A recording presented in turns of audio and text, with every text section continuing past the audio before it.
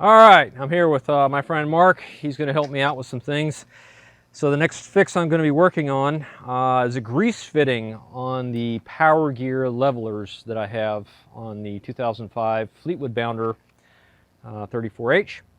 Now, if you go out and buy grease fittings, more than likely they're not going to be the ones used on these levelers. All the documentation says they're 1/8 screw in. They're not. They are a press fit. I've never heard of that before, or a direct fit. So I had to order some off Amazon. And I'm going to show you the difference in size, but the only way that I could get it out was to snap on a vice grip, spin it around until it wore down the grooves that were on it, and then pulled the thing out. And once I pulled it out, I realized it wasn't threaded. Couldn't get a threaded one in. So let's take a look at what a threaded versus a direct fit actually looks like. So here's what I started with, these grease fittings. I got these at Harbor Freight, and what I ended up trying was this little guy here. As you can see, or not, it's a threaded grease fitting.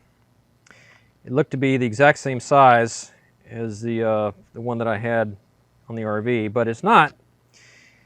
And it's very close. Just hold that right up there.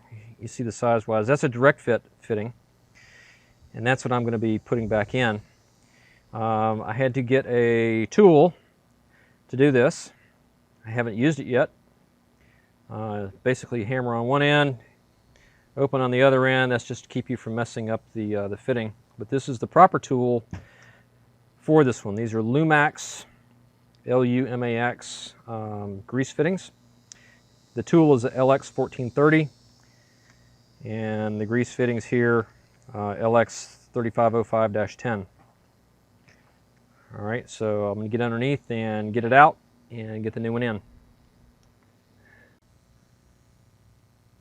So this one's not very easy to get to, but here's the jack. It's a Power Gear jack, hydraulic system. This one, the grease fitting, just happens to be right there, right next to the spring. It's actually on the other side, so I may set the camera up with what I'm doing here. Not easy to get to. The jack is down. There's pressure on it, but apparently there's no hydraulic fluid pressure behind it. It's just a sweep. This ring right here, there's a sweep in here, and the grease actually goes in around that sweep. So that's all that grease fitting is used for. You're supposed to grease these things every 20 uses. I don't. I doubt they've been greased in 10 years. But when I went to grease them all, that one wouldn't accept any grease. And that's why I had to start investigating and trying to get that thing off and get it replaced. So let me get started on that. I'm going to reposition the camera for a little better view, possibly. Get around there and take that off. As you can see, the old grease fitting is off.